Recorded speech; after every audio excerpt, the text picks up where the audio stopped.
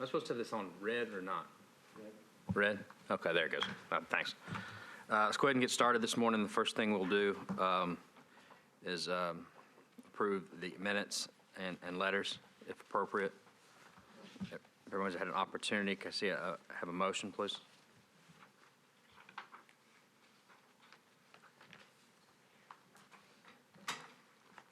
Anybody have a motion on the letters of the minutes? No. Yeah, they're right. Yeah, we figured that.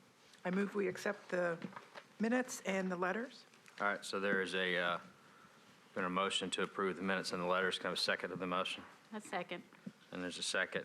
Discussion on the motion, any discussion on the letters of the minutes, any issues? Seeing none, let's put up for a vote. All in favor of approval of the motion? Aye. Aye. Any opposed? Seeing none, letters and motions have been approved. Doesn't look like we have any business we have to get to before the cases, so let's move to the first case. Wash and Roll, 6804 Nolensville Pike. Is the applicant here? All right, wonderful. Come on up. And we'll start off with the opening statement, Penny.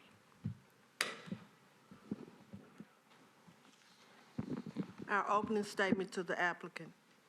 If you're not satisfied with the decision made by the Stormwater Management Committee, you may appeal the decision by filing for a writ of certiorari with the Davidson County, Chancery, or Circuit Court.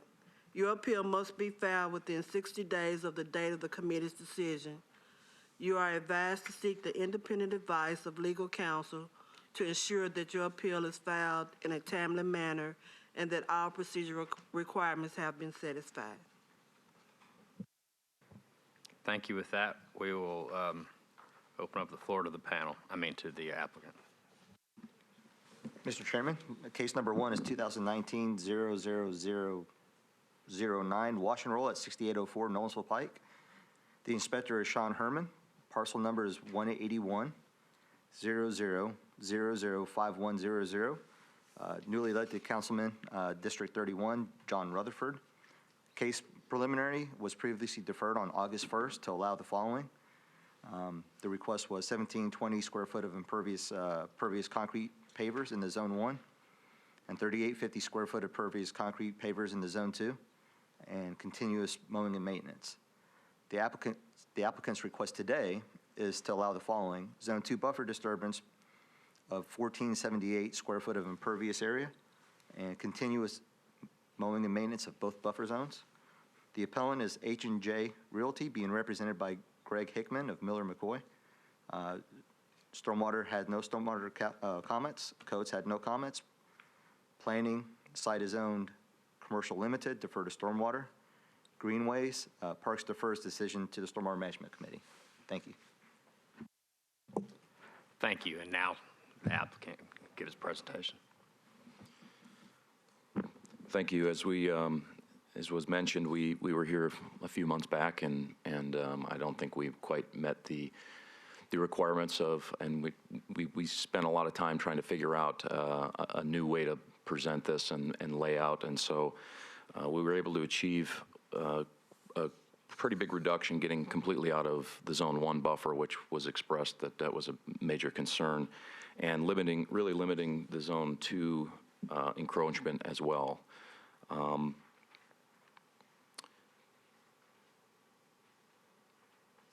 Yeah, so that's really the big change that we're presenting today, and we'll hope you'll consider this request as we've put a lot of time into trying to make sure that we meet, take your recommendations and meet them to the best of our ability with the parcel which it allows, with its sort of odd shape and small size for a typical site for us. Okay, thank you. Let's go ahead and committee discussion and questions. Oh, yeah, I'd miss a month and I totally forget the process here. Is there anybody here from the public to speak either in favor of or in opposition to this request? All right, seeing none. Now discussion of the committee. Questions? Okay, I got a question. Can we put up the mitigation plannings? 'Cause the statement confused me based on what I saw in the mitigation plannings. Okay, so the portion of the Zone 1 that you're wanting continuous mowing is that little triangle-shaped sliver? Yeah, okay. Why would you all not just extend your plantings to cover that entire area? What makes that area necessary to be mowed instead of landscaping it with riparian plantings? This is the section of the Zone 1. Yes, because the regulations allow for mowing in Zone 2, but you're asking for continuous mowing of Zone 1, and you've already got landscaping there. I'm just curious, why would you not extend that landscaping all the way out to the Zone 1 boundary? Commissioner, if I may, that's their outfall for their stormwater features. If you go to page C2, you'll see after their water quality and detention features, I believe the area that you're referring to is where their discharge point is. I do have a question, though. Exactly what areas of Zone 1 are you asking for continuous mowing and maintenance of? Yeah, that's It's hard to tell on the site plans. that's what I'm getting at. I'm just pulling it up. Give me one.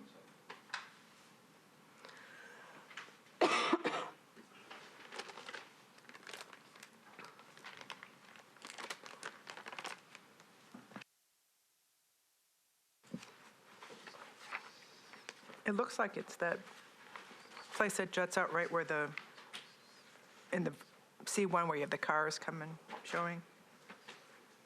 Right where that Zone 1 hits that, that's what it looks like to me. Is that correct? Yes, I believe that is accurate.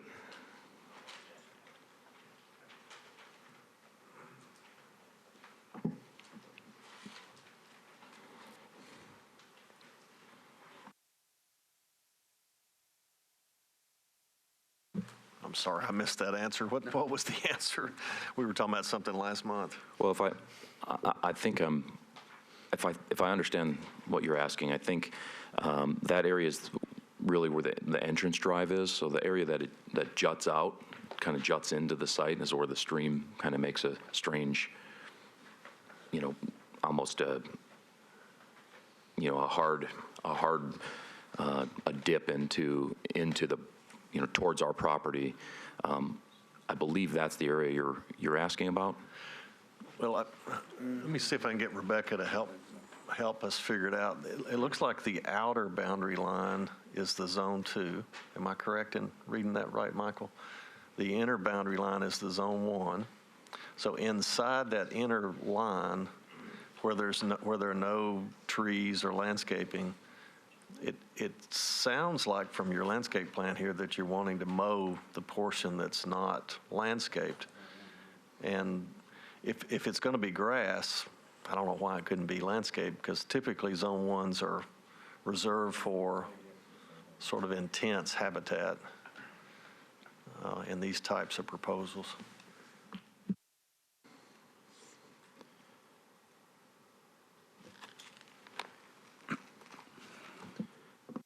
So I've noticed that you totally reoriented the building on this plan, which is what we asked, I think, in order to get out of the Zone 1, which you have done. But I agree with Dot. I don't see any reason why you have to maintain or mow the Zone 1 buffer. It looks like you just totally stayed out of it. So, from my perspective, I think you've done what I asked you to do, which was to come back with a plan, staying out of the Zone 1. So you still have some impervious surface in Zone 2, and you're mitigating that based upon your proposed landscaping. So, I'm pretty well satisfied with your plan. And I want to make a motion to approve this based upon what's submitted, with the exception that you're not allowed to mow in the Zone 1 buffer. Is that acceptable to you? It is. Okay. Second the motion.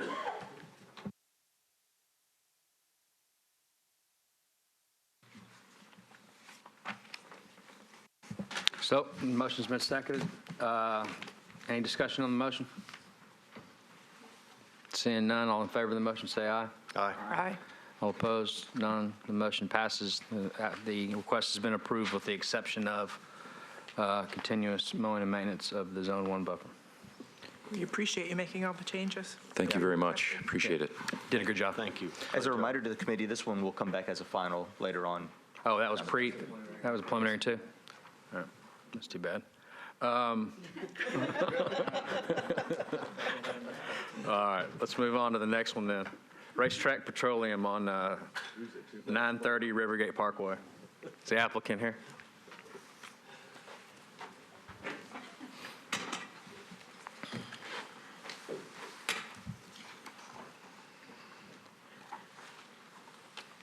Are you all here? Or are you waiting on anyone else? You good to go? Great. With that, we'll turn it over to the staff for a brief summary. Case number 2019-00014, Racetrack Petroleum, 930 Rivergate Parkway. The inspector is Boots O'Hara. The APN is 03-402-010900, Council District 10. Council member Zach Young. Case previously was deferred on October 3rd, 2019 to allow the following: buffer disturbance for sidewalk and parking lot, storm structures and buffers, and uncompensated fill in the floodplain. The applicant's request is to allow the following: storm structures and buffers, uncompensated fill in the floodplain. The appellant is Racetrack Petroleum Incorporated. The representative is Levi Shira from Gresham Smith and Partners. Comments are as follows. Stormwater staff, Metro Water Services recommends that the site be designed to have a no-rise. A rise was observed within the submitted materials. Codes, no comment provided. Planning, site is zone, CS, defer to stormwater for review. Greenways, Parks defers to the decision of the Stormwater Management Committee. Thank you. With that, we'll turn the floor to the applicant for presentation. Good morning. We came in 2 months ago and we left with a deferral with a number of comments from y'all. And we went back to the drawing board and we tried to eliminate as many of the comments as you had with respect to the site plan and still have this product fit. Some of our changes from this site plan based off of our old one was we are proposing not to have any sidewalk improvements on Rivergate Parkway. We are working with Metro right now to get a sidewalk waiver, and we ask for your support on that, perhaps in meeting minutes, saying that the Stormwater Advisory Committee wishes to not have any buffer disturbance in that area. We removed one of the storm structures from the buffer, and we took out some grading in another area of the buffer. So the only buffer disturbance we have now is for sidewalk improvements and stormwater connection on the south side of the site. We also originally came to y'all with a rise of 0.09 feet downstream and approximately 600 cubic yards of uncompensated fill. We worked with the architects and we have redesigned the building to only have approximately 325 cubic yards of uncompensated fill in the floodplain, but we now have a no-rise study.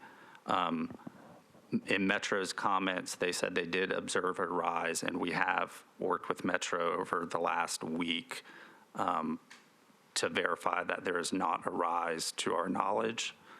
And I know that from my understanding, Metro has reviewed the flood study and they concur there is not a rise right now.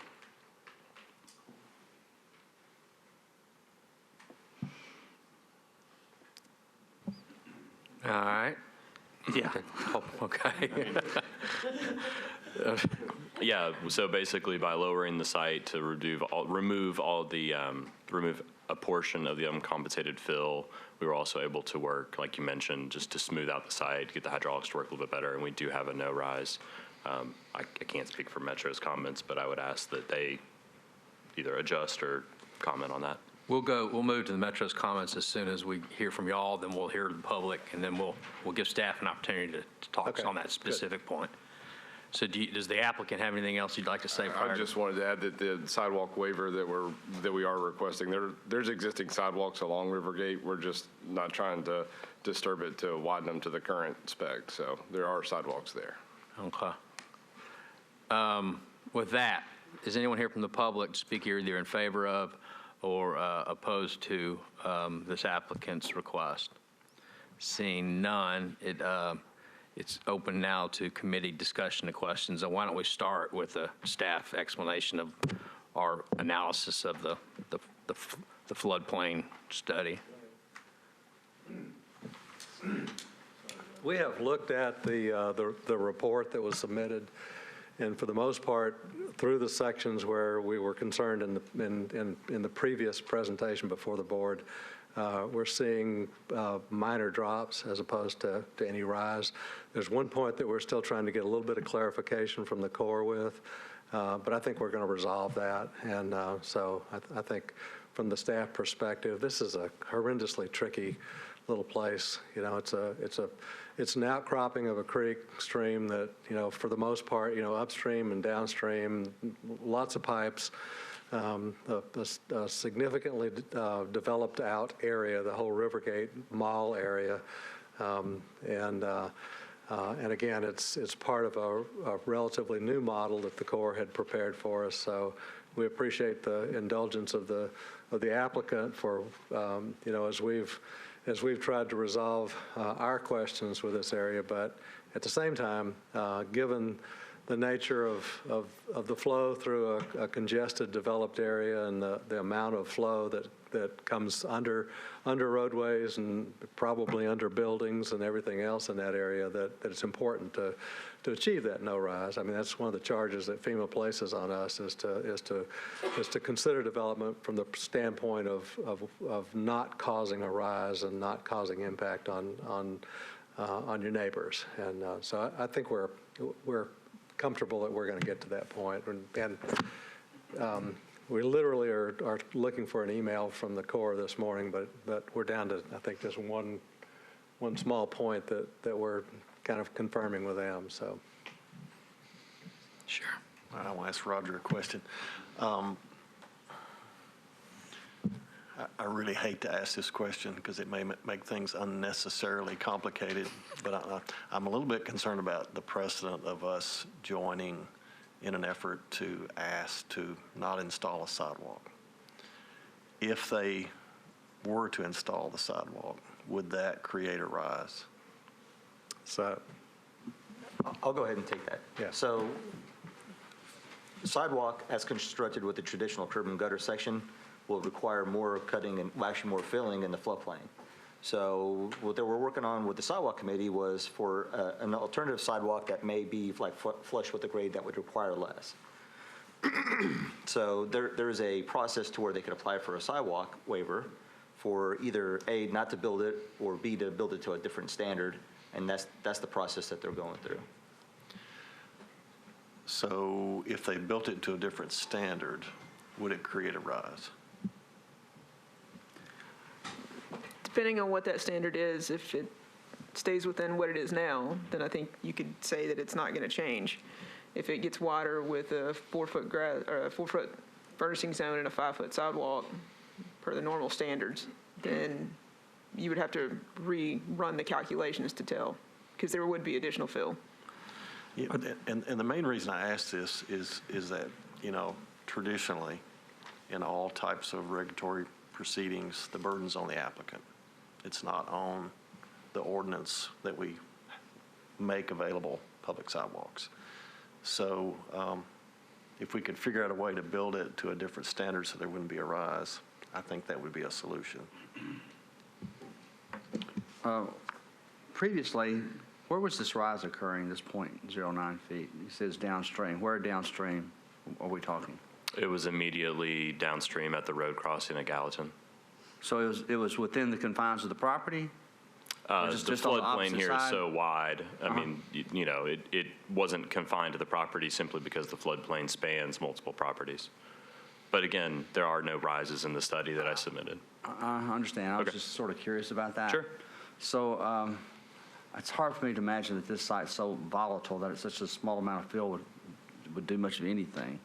So if Metro decided, this is just a subjective question, not to you, but just for us to discuss about, if Metro decided they were going to do a sidewalk here and they were going to expand these sidewalks themselves, would Metro have to go through this process of coming before this committee and doing flood studies to indicate or prove that there would not be a rise within this floodplain?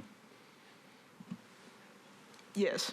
So In they've the done that past, before? we've done that, and I've had projects, I've had a project along Hillsborough Pike, and I asked them to also do a no-rise study to verify. All right, just curious. Committee members, if you could recall, I mean, even Metro Water comes in for our variances, whether we're asking for uncompensated fill or something. I know we've done all that. I just didn't know that we'd ever required anybody to actually do a flood study on the installation of a sidewalk. We want them to feel the agony, just like our clients do, so. Sure. That's what we were referring to I mean, earlier. it's unfortunate that, I mean, that's where sidewalks, when they create this nice rule that defines how sidewalks are to be built, but Right. for the most part, they're in the way of our stormwater. Oh, there's no doubt system, about it. And so, I know my council district, when we first started doing sidewalks on McGavock Pike, I mean, what kind of drainage problems that created was ridiculous. So, I believe right now we have a 2-foot grass strip and a 6-foot sidewalk, and the major collector street plan is calling for a 4-foot grass strip and an 8-foot sidewalk. And we're actually, that sidewalk would be pushed more into the buffer, which would create like 2 feet of grade fill and a retaining wall along that channel to get the sidewalk built, which Metro would require for this cross-section. so your request as it relates to sidewalks, what exactly is that? What are they exactly asking for with respect to the sidewalk? Are they asking us to say we support them on not having to build a sidewalk? Because I don't know, can we do that? Is that part of our purview? I would ask that you would support us in pursuing limited buffer impacts to any new sidewalk construction along Rivergate, and let us sort it out with Public Works on what those limited buffer impacts would mean. If it helps my fellow commissioner and myself, without getting into proposals and expert testimony, notice who I'm looking at over there. There are examples in town where developers have created infiltration trenches in the grass strips, combined with porous paving surfaces of sidewalks. It's possible to do it well. I don't know if it's possible to do it without a rise, because that's a calculation that's site-specific. I will say that, as he mentioned, this is a very complex and very challenging model. I spent many, many hours getting the no rise to occur, and we went back and forth with a lot of different grading plans. By increasing the width of that sidewalk and bringing a fill slope into the floodplain the entire length of the project, it would prove to be another level of challenge to this. I haven't run that model yet, but as Roy mentioned the last time, seems like we should be able to do it, make it work. I don't know that I'd have that success with the sidewalk, although I have not modeled it. Well, this is where I guess I'm struggling. Let's just pretend that you're not having to ask for any variance. Your site's perfectly good. There's no fill in the floodplain. You're all good. However, Metro's saying to you, you've got to build a sidewalk. So because of that, you would be required to go do a flood study based upon a Metro requirement. That's a problem for me. It just doesn't seem right. So I struggle with that. If I may make a suggestion, I'm not your legal aid, but I would just look at what's being requested in the site plan itself. I think so. I think we just limit to that. I concur with Mr. Michoud. I think you all are correct in being concerned that kind of making a recommendation to another Metro body or department is not really within your purview.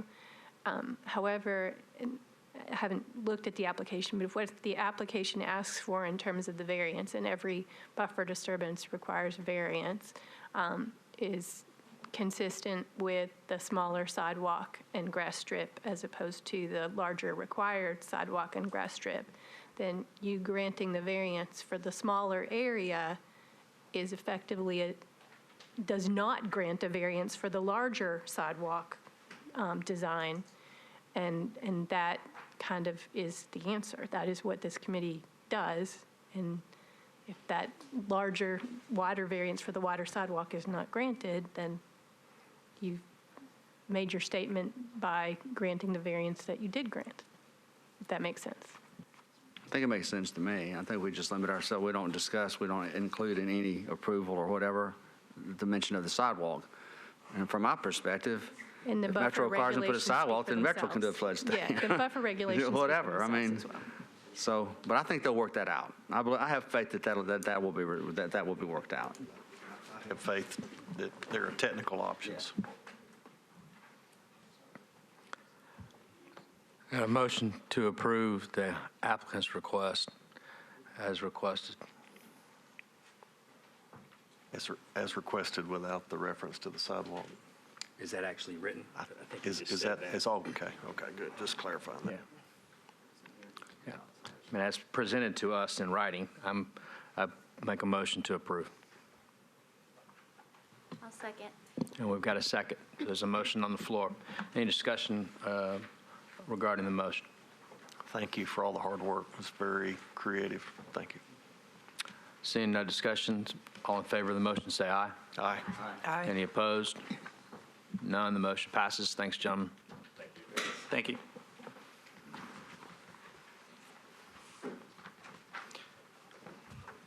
It seems to me that sidewalk shouldn't be on the road there.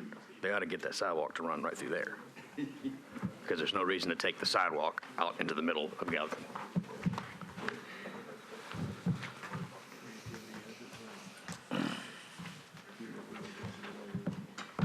All right. Last application today.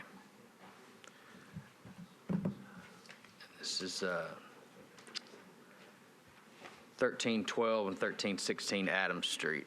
Is the applicant here? Wonderful. Were you gentlemen here when the opening statement was read earlier? Great. We don't have to do that again. Let's go straight to a summary from staff on the applicant's request.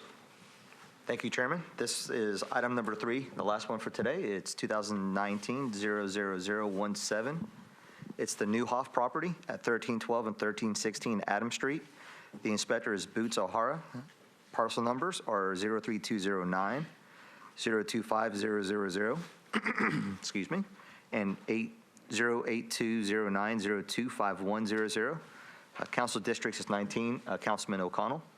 Applicant's request is the following: disturbance of the Zone 2 buffer, 2,500 square feet. Disturbance of the Zone 1 buffer for a pervious greenway trail. Disturbance of the Zone 1 and Zone 2 to install a stormwater outfall pipe. Number 4 is continuous mowing and maintenance of the buffer. And item number 5 is a waiver of buffer signage requirements. The appellant is Cumberland River Development Incorporated, being represented by Matt Schlicker of Kimley Horn. Stormwater provided no staff comments. Coast provided no comments. Planning, the variance is approved in advance of the final SP site plans. Greenways, Parks defers to the decision to the Stormwater Management Committee. Thank you.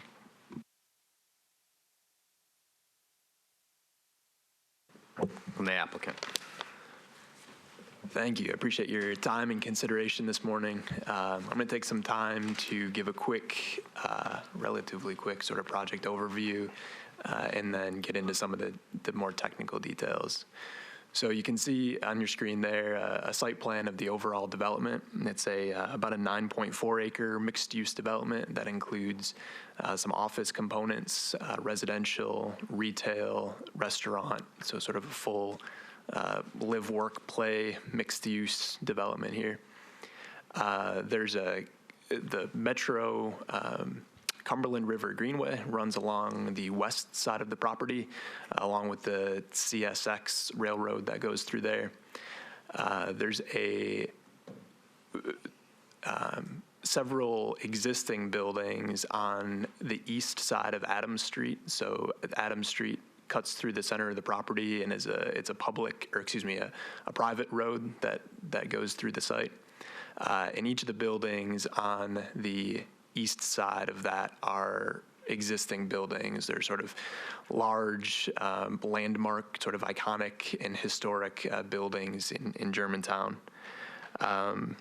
This project has gone through a preliminary specific plan, and which has been approved, and preservation of those existing buildings has been a major priority of the council member and of the community, and of our team and the design and development team. And approval of this variance sort of allows for those buildings to be preserved and activated, and allows for some activation of the riverfront there, which is I think a unique thing in Nashville in a lot of ways. One other point to mention is that there's about 2.5 acres of publicly accessible open space on this property. So if you look at the two buildings on the west side of Adams Street, there's that sort of triangular piece between them that connects the Greenway to Adams Street.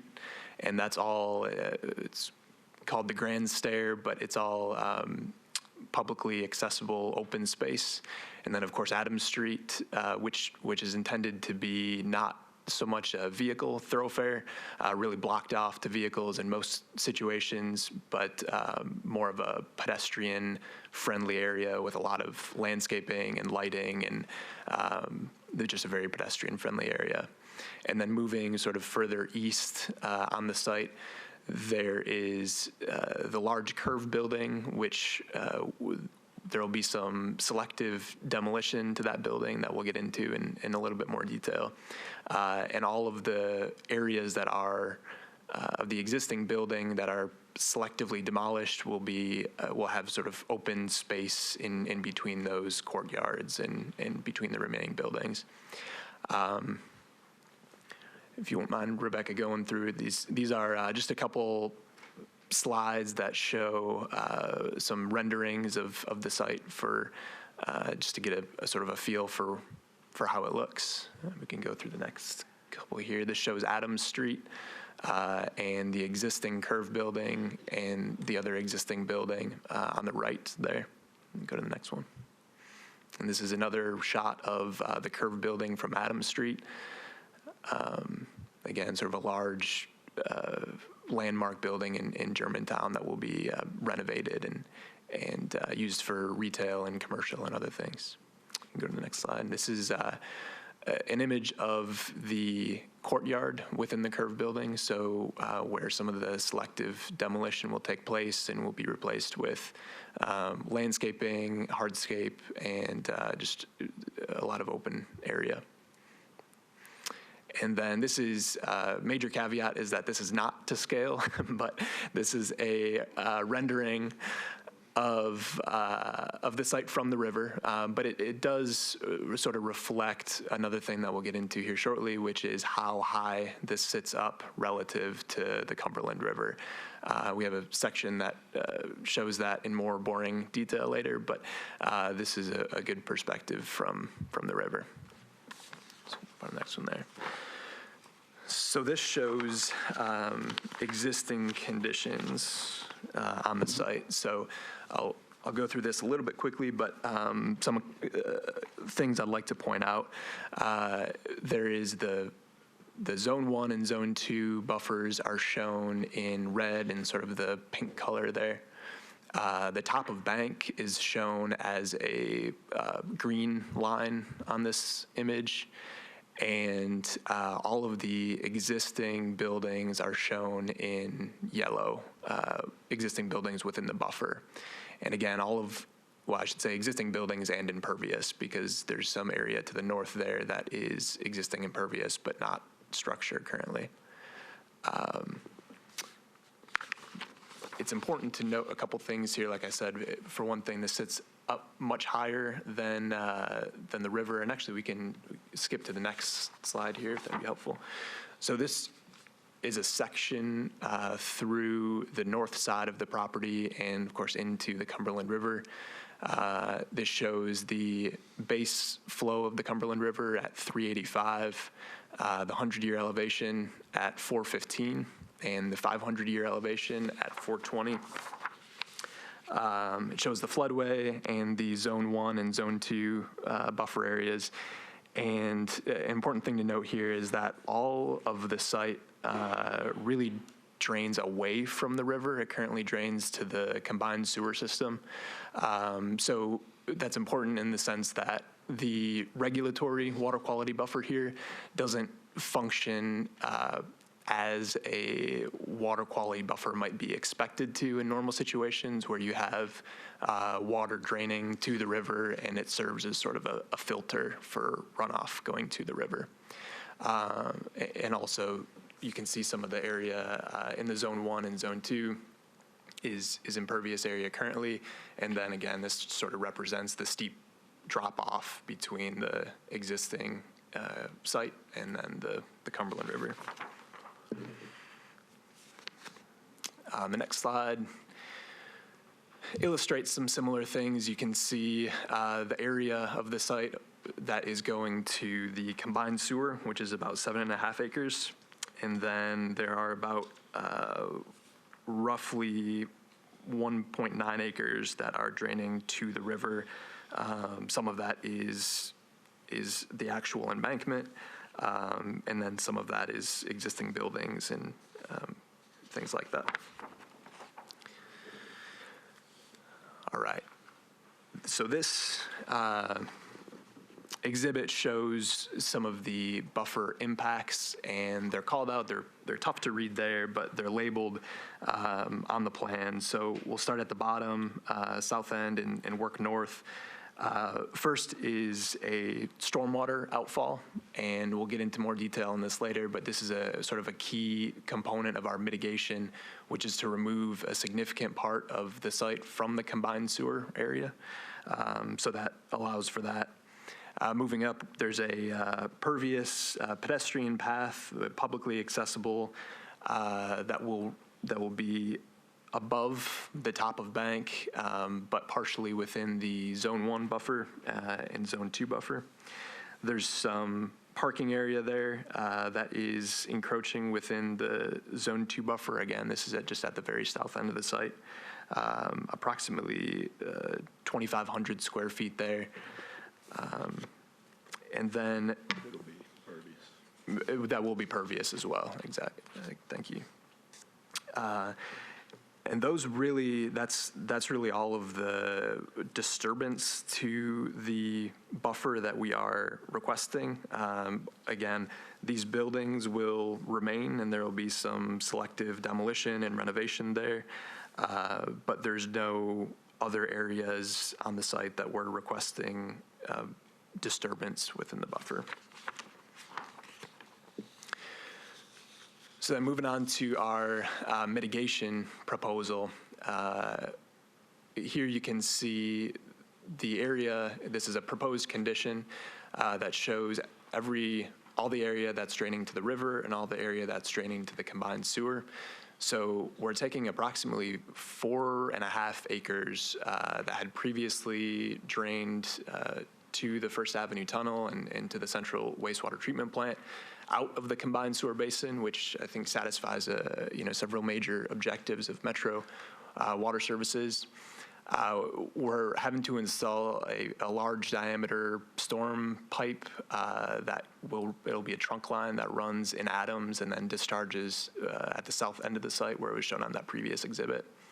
And so this is sort of the first key component of our mitigation plan. And then the second is that we are installing landscaping at a rate much higher than the minimum required. So the minimum required tree density units is about 87 for this project, and we are planning to install roughly 116 tree density units, which is about a 33% increase over what's required. I think, let me circle back a little bit. I think it's also important to clarify what we are not doing within the buffer. And so there's no fill in the floodplain whatsoever. There's no impact to any of the flow characteristics of the Cumberland River as shown in that section sketch. All of the flow is much below this site. There is no appreciable new impervious area in either the Zone 1 or Zone 2 buffer. There's no new buildings within the Zone 1 or Zone 2 buffers, and so we're really doing what we can to sort of minimize disturbance and impact within the buffer, while still trying to activate that area and sort of celebrate the riverfront nature of this project.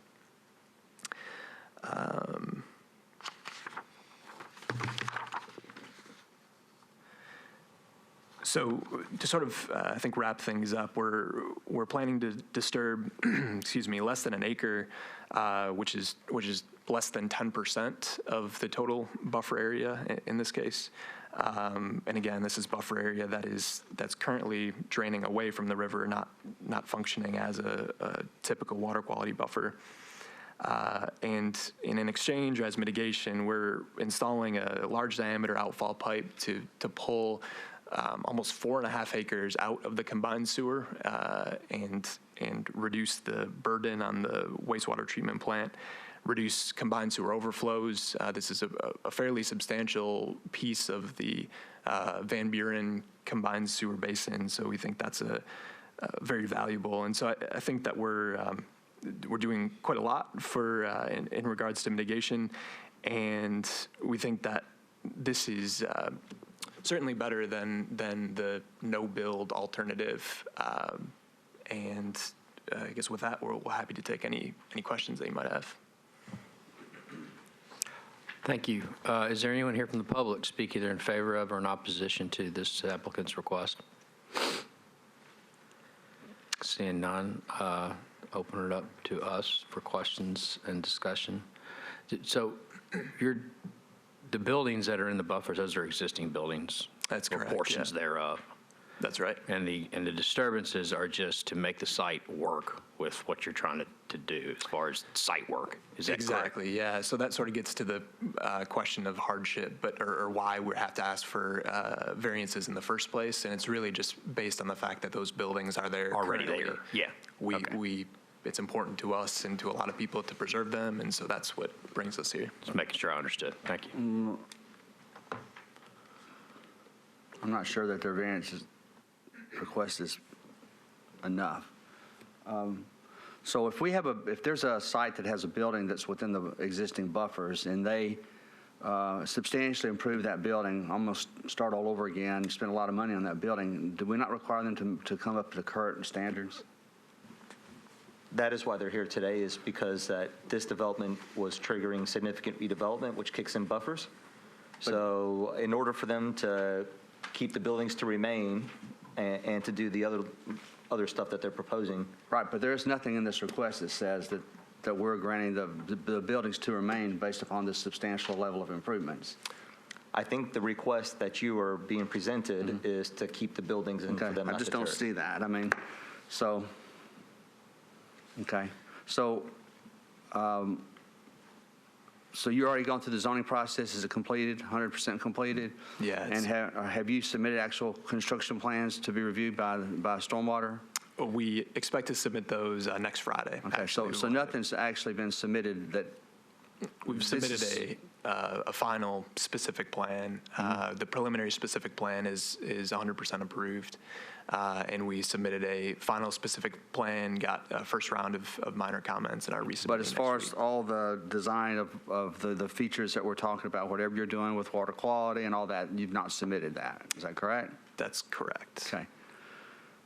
We have had consistently biweekly meetings with Stormwater. I understand.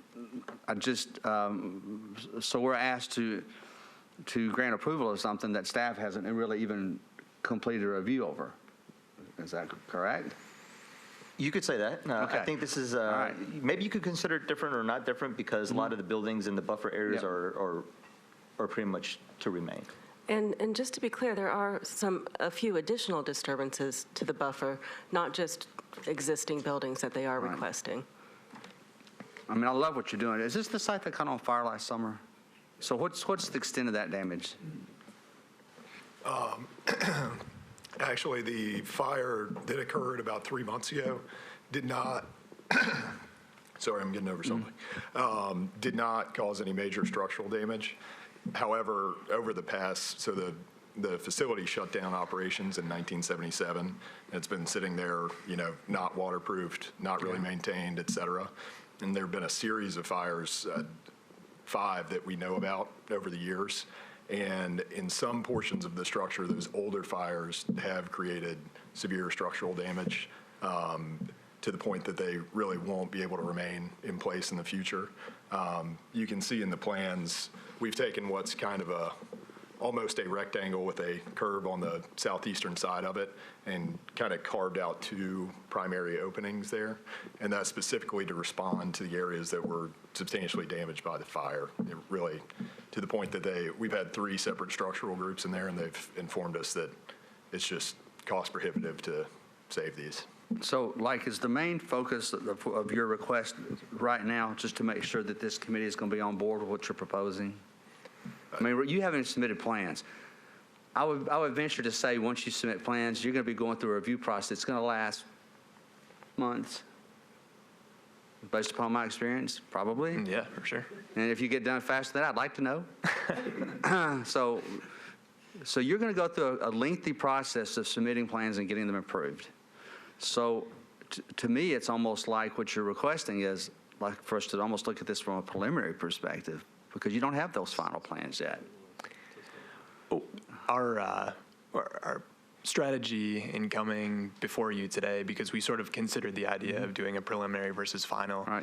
And we thought that we could clearly articulate the the maximum amount of disturbance that we would have in the buffer, and then also clearly articulate our mitigation such that the board could feel, our commission could feel comfortable with approving it based on that, while still allowing us flexibility not to change those numbers, but instead of having, for example, each tree located, we could have that threshold to make you all feel comfortable with approving it, and give staff clear direction on what will be required. And we've done enough work on our end to know that we can comfortably meet those requirements. And so rather than bringing it to you twice, we thought we could do it in a way that would sort of save, provide some flexibility, avoid having to come in front of the committee twice. So, what is the length of time it would take to complete this project? From start to finish, 100% done? You mean design or build, construction. How long is this project going to last before it's completed?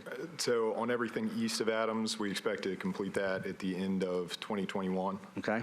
And on the western side of Adams, because there is some excavation there, we think it'll be during 2022. Okay. And what is the total anticipated budget for this project, estimated? Just a wild guess. $600 million. Exactly. And so this is a substantial project. It's a really good investment. I love it. But from my perspective, and I feel like I'm taking over and I shouldn't be doing that, but from my perspective, I feel like that we're all on board with what you're wanting to do, but I'd like to see the details of how you're going to do it. And so if we grant you a variance, chances are during the design process it's probably going to change. And so I'm perfectly comfortable, saying we're okay from a preliminary perspective, but I'm not comfortable, saying this is the last time we're going to look at it. Hold on one second, Doug. I didn't think we were allowed to review an applicant until it met the checklist, and I thought the checklist was final site plans. Am I wrong? No, you can review this at any stage at the applicant submits it. What we want to do is make sure that the submittal that comes before you is adequate for you to review, that has all the moving pieces in there. Yeah, okay. I'm surprised. You picked up on it. I didn't even pick up on it. They didn't have all that done. No, let's just have everybody come over here and say, I'd like to just get a variance. I'm going to probably disturb this amount, but I'll submit the plans later. I didn't recognize that right either. To me. And the fact that I'll probably speak a little stronger now, but the fact that this is a major investment in the city, this is a tremendous amount of improvements, seems to me that stormwater should be considered a critical part of this, and we should have a chance to look at this and review this in more detail. And so that's, I think that's true, but also if it changes, then they have to come back. I mean, they can't build what. that's Well, fine. that's a good point. I mean, to the extent their final plans, it all vary from this, then this wouldn't be a. I just felt like this was unusual based upon what we've normally done. I expected there were plans, I just Yeah. wasn't seeing them. Okay, That's what I kind of just assumed. That's a little strange. No, these are final construction plans that have been submitted through the planning SP process. We just haven't it hasn't been submitted to us for a technical review Okay, yet. well, that's better, because that's not what I understood. Yeah, okay, so I need to get clear then. So what has been submitted? That's what I don't understand. I mean, do they have a stack of civil plans that show all the pipes and how it all works and all the detainage? And has all that been submitted for construction? Grading and drainage plan in here. Yeah, this is Brendan Bowles with Kimley Horn. We have submitted a final SP package to the planning department that included everything that was required. For that, I'm talking about for your civil. Has ever been, are they presented everything they need to Metro Water for all the stamps, or go start digging tomorrow? No, sir. No, the stormwater technical review has not been submitted. We did submit the final SP to planning, which included our grading plans. Right, and I'm not concerned, because that's a different level of design and work. So let's say we grant approval today. Okay, we grant approval. You can't start work on this for months. That's months. Right. We acknowledge that. Okay. And that's, I think as Matt said, we tried to set this up in a manner to give us a little bit of flexibility, which may be unique to this board, but we have done a significant amount of work to know that we can get all the stormwater to the river as proposed. We don't have any detention requirements because we are going straight to the river. We don't have any balance of cut and fill calculations that need to be done because we're not filling in the floodplain. We don't have a no-rise that needs to be done because we're not impacting the flow. Right, I understand all that. It's just I don't think that I've ever approved one that wasn't a final plan. Am I wrong? I mean, other than a pre-approval thing that we did. One that staff has reviewed. I don't think I've been asked to do that.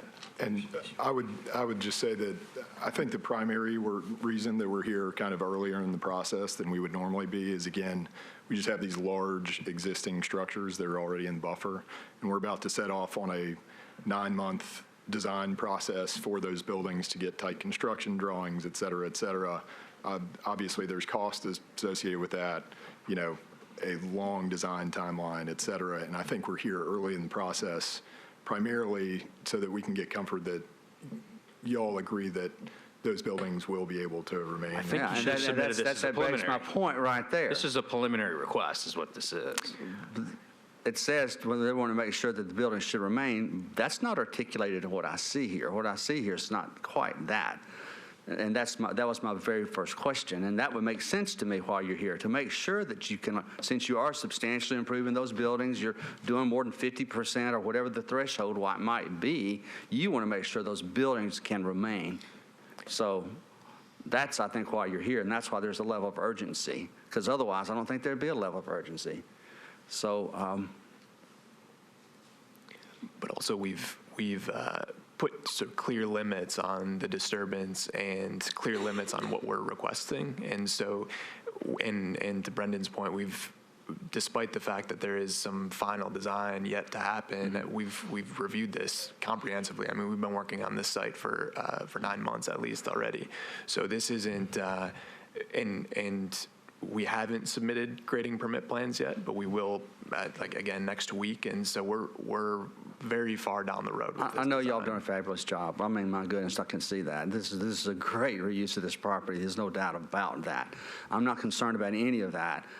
Everything you request, I think it sounds fine. My concern is the precedent of somebody else coming back, doing something similar. I don't think we've ever done that before. I don't think we've ever approved a final approval. I mean, we've done preliminary approvals. I don't think we've ever done a final approval while I've been involved where we was not reviewed already plans in front of staff. I mean, I just don't recall that. So passing a technical review to a certain level, excuse me, it's not on the checklist. What's on the checklist? Yeah, that surprises me. I would have thought, I would assume to. But what's on the checklist is that they do have to have grading, drainage, and erosion control plans. And it's a tough balancing act for staff. What we do is we try to look at the plan and see if it's developed enough to where we're comfortable that what they're going to present to you is not going to have a substantial change. So I think you do set a precedence sometimes where you say, hey, we don't want it to go get final approvals prior to X, Y, and Z. There's some projects that have got final approval and get a variance approval, and then something happens, they have to come back. That's happened a time or two before. But our main job is to make sure that what we have before you is suitable. Okay. And if you feel more comfortable waiting for them to go through 1 round, 5 rounds, 2 rounds of technical review process, that's I think that's a decision you guys and gals can make. I'm sorry to step in one last time, but I think part of the reason that we're here today is just the nature of adaptive reuse work is very much like we will get in the building and learn an immense amount of the building once we actually start work. And it's this kind of iterative process that the design just within the footprint of the building does evolve over time. And it means that, you know, where we're showing an opening right now may move 10 feet one direction. And so at some point in the future, and so that's why we've structured it as trying to kind of impose constraints on ourselves that we won't deviate from, but not having to come back every time that, you know, we decide to move a roof line 10 feet while staying within, you know, move a roof line 10 feet in an area that's outside of the buffer while staying within the constraints that we've kind of imposed on ourselves. Okay. I agree with my colleagues. But let me see if I can put a couple of things in perspective. One, I heard a comment or a statement that you all were looking for us to give staff clear direction on our preferences. Maybe I'm interpreting that literally, but we heavily depend upon full-time professional staff to advise and support and resource our discussions. We're really just a citizen panel that's confirming their expertise when they bring it to us. So that's one point I wanted to make, and I think that's relevant to Mr. Dale's comments about the staging of this analysis. And then secondly, you know, there are aspects of your presentation I wish we could see in normal variance presentations and proposals that were very thorough and very honest and very reliable to me. You know, for example, when you showed us the cross-section, that one slide of the cross-section of the drainage of the site, you know, for people who don't know, that could have been just one cross-section, you know, 1 inch wide section of the site, but then you backed it up with another image of the surface topography that showed, well, yeah, the entire site drains the way the cross-section showed it drains. So, you know, you were very transparent about the data and the circumstances under which you're dealing with. The third thing I know about this site is that this was the site of the first green roof in Nashville, green roof project. Are those green roofs still there, by the way? Are they still functional, and will they be maintained as they are? Are you talking about an actual, like, designed green roof? There are, it's my understanding, there are at least one green roof on a historic building on that site. Not a designed green roof. Mother Nature has certainly deposited a whole host of trees on top. Didn't Cumberland River Compact and Mike Berkeley with Grow Wild construct a green roof on a building on that site? I'm not aware of one. Okay. Well, I thought there was one usable building on that site that was being used at one time that had a green roof. Maybe I'm remembering wrong. So. I don't believe yeah, that's... Mike, this goes back like 15 years, so maybe. Yeah, exactly. So. I would say that I don't believe there's a highly designed green roof or intentionally designed one. I don't believe it was a regulated feature. Okay. Well, I know it's not a regulated They feature. had a, it was at their meeting space. I know there had been Yes, some meetings. their meeting and space. It was But used why as is it not showing in the picture? Is this an old picture? Anyway, I don't know. It doesn't matter. It's just So, on if it's been maintained. I was trying to help you out with that. Well, So, for what it's uh, worth, yeah. I would say that we, and this shows up in some of the drawings later, we, for a number of reasons, because we think it's the right thing to do, because we think it's cool, and honestly, because visually, aesthetically, we like green roofs, we are planning them in several pieces of the project. That shows I up noticed in the later. drawings you had several planned, yeah. So, anyway, so all that being said, you know, I think there was a better way to go about this, and I also think maybe that if y'all had approached it from the standpoint of exactly as you just said a few minutes ago, that there are unique challenges associated with adaptive reuse that might have created an appropriate precedent, you know, to review this in a certain way. It just, that got lost in most of your presentation. And so, you know, I'm inclined to recommend a deferral or recommend to you all that you consider a deferral. And that's Or all some I can alternate. say. Can this be switched to a preliminary? I was going to ask, like, is this, the way they present this, Steve, when staff starts reviewing this, are there enough parameters that they've established for you to be able to stay, I mean, you know what the limits of those parameters are? We feel that it was. Okay, so. And it's tricky because this is a SP, Yeah. and planning wants their SP approved before they recommend approval to the committee. And we don't want to recommend as staff approval of the SP to planning until we know that the committee is comfortable with the. Yeah, So I got that. Like if we were, yeah. This is there's just an added layer because this is a planning process. So so had they submitted this as a preliminary, we obviously would have approved that as a preliminary. But they haven't done that. So would it be proper for us to say, okay, we understand what you're asking for and we grant you approval of that, but prior to issuance of a grading permit, someone reports back to us, staff can report back to us to ensure us that they've stayed within their parameters? That has happened in the past. Okay. Not recently, but it has happened, and we have, on special projects, come back to the committee and said, this is the final product, this is what was presented, and there was no deviations. Okay. And if there is something that we feel that is a deviation that's in not keeping with the plan of record, we would absolutely make them come back. But you have good, clear understanding of what they're asking for, and the parameters are set, all right? The parameters are set. Okay. This is a different case because it's not a greenfield site where they're going to propose a building here or there. The buildings are there.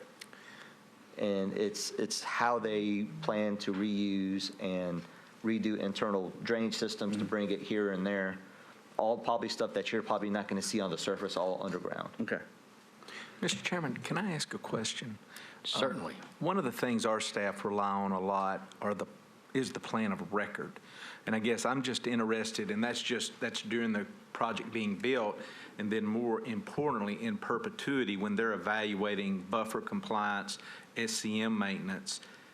Steve, how does that work out on one like this? What will our staff go off of as far as the plan of record of this variance? We're going to use the plan that's submitted to this committee as the plan of record. And we're going to ensure that any plan that we approve through development services is going to match the plan of record. And the plan of record is this submittal? It's the submitted application. I've come totally around on this one because I've heard a lot of explanation of why they've asked to come this way and what's going to happen because the things may have to change as the building's coming apart. Yeah. And now I understand Right. what I don't you've think asked they for. presented it exactly. I didn't understand all that. That's right. Right. And perhaps some of that is, and I know this from being a litigator, I get so lost in my own case after I've been in the details for a year that I forget how you have to explain it to someone who's not been in it. You guys have been in this thing for 9 months. Right. And so there was a whole lot of preliminary stuff that we didn't understand. It's just, probably if it had been presented a little differently, I think it would have been helpful. It's not really a bad criticism. It's just a statement. And I know this is an important project to Nashville, too. So I just want to make sure that they stay within the parameters, and if they don't, then I want staff to come back to us and ensure us that they've stayed within their parameters. It's a major project. It should take a lot of effort.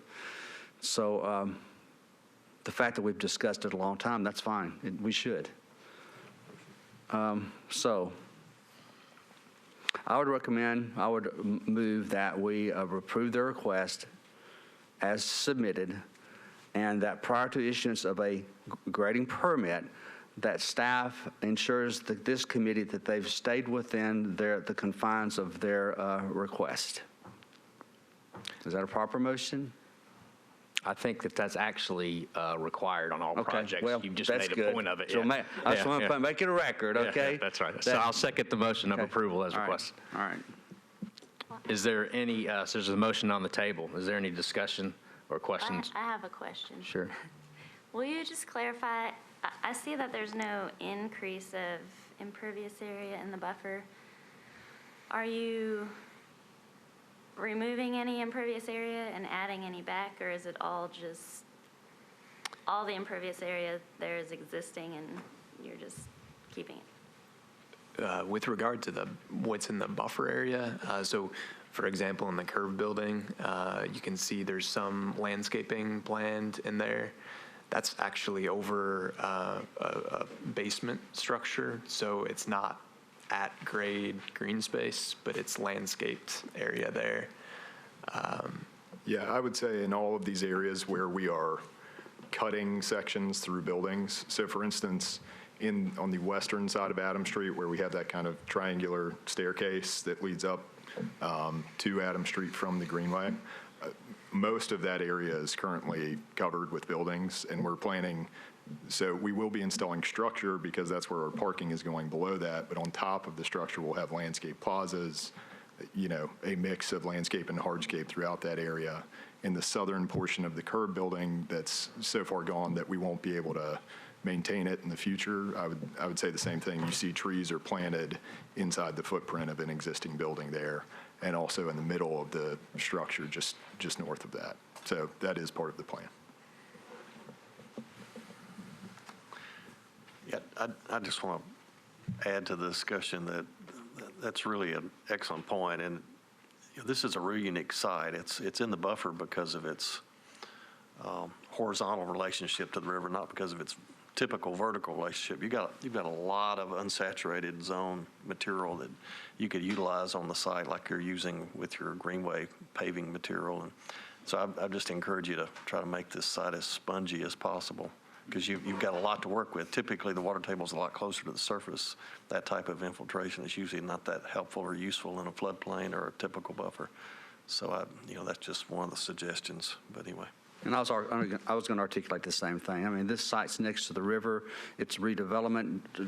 Doing some extra attention to stormwater and water quality, I think, is really an important statement here. And I just encourage you guys to do the best you can for staff to review this as creatively as possible to really make this a showcase of how you develop or redevelop property along a major tributary. Any other discussion, questions? Chairman, I know you made a motion, but can I ask a clarification question? Certainly. There was a discussion about if there was something that was standard or not standard. I think I remember hearing something that was stated that you wanted, before a grading permit was to be issued, that somebody from staff would represent, at least to the committee. I believe what I heard, so you, earlier during discussion, you mentioned that staff has done that for us before. During the motion, I don't believe that request was made. I believe that request was just that staff pay close. No, my request was that someone report back to this committee. I think it's important, from my perspective, that just like we said, based upon redeveloping this property, that we can, everybody, the public, I mean, this is a public record. Maybe the public has an opportunity to understand what's being done here. And this is probably a pretty good venue to do that. Okay. So I don't think it's an unusual request. If someone can make a little presentation, I think it'd be an awesome thing to do. They can do that. It could be under other business. It doesn't have to be a matter that we're voting on. So the motion is to approve as requested with the condition that staff report to this body about compliance with the variance granted prior to the issuance of a building Well, that permit. was my motion. Or changes. That was my motion. Okay. Whether Did I that's that state a it? proper motion, that's my motion. I just want to make sure it's stated right in Okay. the record so that Yeah. Ms. Gilbert can Okay. put it in the letter Yeah, properly. I just think this site is important enough that maybe we should just, we're spending $600 million here. Sure. I think we could take a little effort to ensure that we're doing a good job. Sure. Not that we wouldn't do that.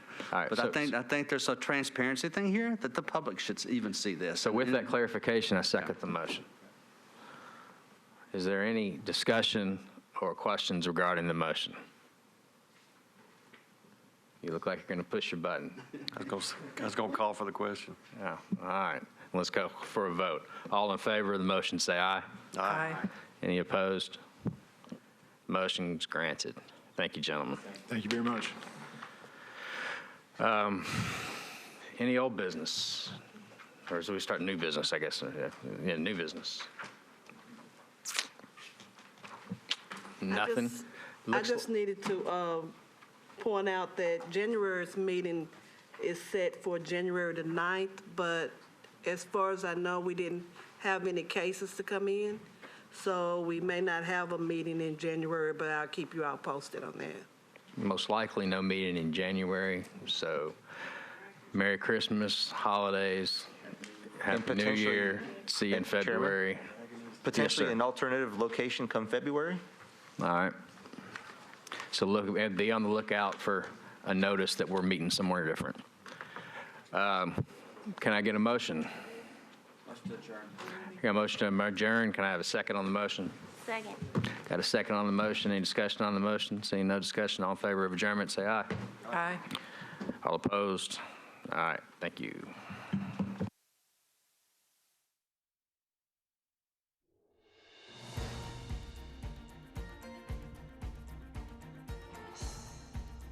This has been a service of the Metro Nashville Network.